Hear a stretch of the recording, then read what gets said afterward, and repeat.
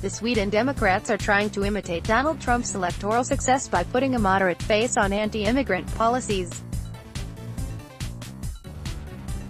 President Donald Trump and his allies have been loudly trying to export their core policies of slashing non-white immigration and torpedoing efforts at global cooperation. But with a political win in Sweden, their next big target, looking increasingly likely, the American president might be better served by a new strategy: keeping quiet. The Sweden Democrats, a party long defined by opposition to immigration, is expected to secure its best election result ever when the country goes to the polls in September. It hopes to become the kingmaker for a likely future coalition government, and party members have even suggested it could become the largest party in the Riksdag, the Swedish parliament. Unlike its hardline anti-immigrant counterparts in neighboring countries, however, the party is shooting for success by maintaining a careful distance from the more polarizing elements of the movement.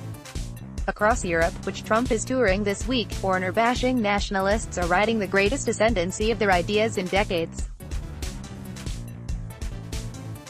Some have sought advice directly from Trump associates like former White House advisor Steve Bannon and U.S. Ambassador to Germany Richard Grenell. But in historically liberal Sweden, the destination over the last several years of more asylum seekers per capita than any other European Union nation, Trump is disliked by the vast majority of the people. His direct, and false, attack on the country in February 2017 didn't help. So his would-be ideological partners have adapted, tightly controlling their message and those who represent it. In the process, the Sweden Democrats may be writing the playbook for anti-migrant politicians hoping to thrive long beyond the Trump moment, by reshaping their country's politics to embrace Trumpian logic without unhelpful references to the man himself. You almost never hear anything about Trump or United States in the Sweden Democrats' campaigns or in their discussions. Who discusses Donald Trump? It's the leftists and the liberals, said Lee Bennett Bjorkman, a professor at Uppsala University. By leftists and liberals, she meant the reigning Social Democrats, currently in a coalition government with the Green Party. Despite presiding over the greatest economic growth in decades, the Social Democrats are expected to face their worst election result since 1921. Polls indicate that the Green Party might not even gain the minimum level of voter support required to hold seats in the next session of the Riksdag. Protesters stand outside Sweden's parliament in Stockholm on June 21, 2016, after lawmakers passed legislation tightening asylum and family reunification laws. Impressions can matter a lot, something the Sweden Democrats may have grasped in a way their political rivals have not. Discussed with Trump among left-leaning Swedes is a reaction less to his policies and more to his personality, Bennett Bjorkman said. His name is almost a slur there. He's certainly a part of our conversation, mostly when politicians accuse each other of acting like Trump, said Johan Ingaro, a former Christian Democratic Party official who's now an analyst at the think tank Timbro. Ingaro has publicly compared Social Democratic Prime Minister Stefan Löfven to the U.S. president because of what he describes as their shared inexperience and boastfulness. But Swedes are far more open to anti-immigrant views when they're not tagged with Trump's name.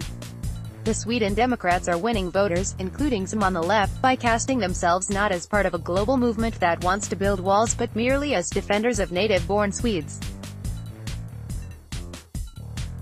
They've highlighted economic inequality to suggest that the current liberal government is failing to build a society for all.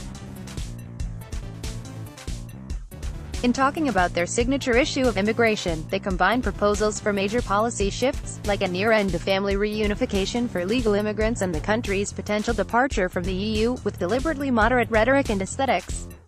They've carefully differentiated themselves from Trump or Nigel Farage, another bombastic foreign politician who embodied the campaign for Brexit.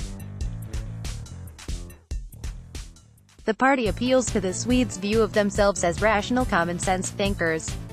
Slowly and successfully, the Sweden Democrats have promoted the idea that they are simply identifying difficult truths about people with non-Swedish ethnic backgrounds. This approach reassures voters that the Sweden Democrats would never create a future that resembles Trump's America, separating infants from their parents, threatening to send over 1 million peaceful residents back to troubled homelands. It calms fears about the Sweden Democrats' own neo-Nazi past and Europe's longer history of violence against minorities.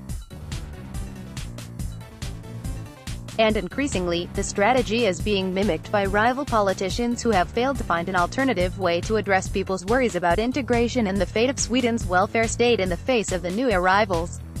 It is no longer extreme because other parties have shifted over to their side, Bennet Björkman said. As Swedish politics stand today, she said, the Sweden Democrats are a sort of centrist conservative party with very intense perceptions on immigration. Jimmy Åkesson presents himself as the young reasonable face of the Sweden Democrats. Always calm in public, party leader Jimmy Åkesson boosts his credentials as a moderate by reacting quickly to any incidents that hint at what critics say is the hateful true nature of the Sweden Democrats. He pushed out a local candidate photographed wearing a swastika armband, another who posted racist comments online, and a former lawmaker filmed using racial slurs. Even as examples continue to pile up, on June 22, a top party member wrote on Facebook that Jews are not Swedes. The Sweden Democrats have built enough mainstream credibility to overcome these moments. A small but steady exodus of the party's most hardline rank-and-file members to a new splinter group called Alternative for Sweden has helped too. This way, they're not the worst kid in the class, Ingaro said. In the run-up to the September election, the Sweden Democrats are taking further steps to signal moderation. On July 4, the party's representatives in the European Parliament abandoned a far-right legislative alliance for the more mainstream European Conservatives and Reformists group. Experts in European politics called it a watershed moment. The same week, the party softened its talk of leaving the EU, acknowledging that might be a non-starter in a country hugely reliant on trade with its neighbors, while still calling for an unprecedented referendum on the issue. And earlier in the year, Åkesson said he had no plans to meet with Bannon, as fellow anti-immigrant Europeans have, and is wary of Russian President Vladimir Putin, an icon for other Western political activists tapping into white resentment. None of that means, of course, that the Sweden Democrats can't benefit from the work of those fellow travelers. Bannon's former website Breitbart and the Russian government-backed network RT are working hard to spread the perception that Sweden is on the brink of collapse because of its current immigration policies. RT's latest documentary on the situation featured a Nazi's views without presenting any context for his claims. Material like that might not add to the Sweden Democrats' respectability, but among their most fervent supporters and other Swedes tempted by hardline immigration policies, it could help boost turnout.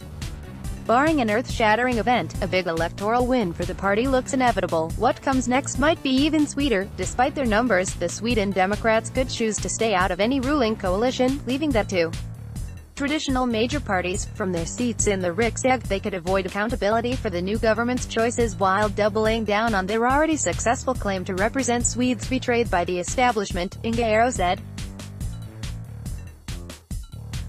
They have fairly great credibility today and this is growing, said Bennet Björkman.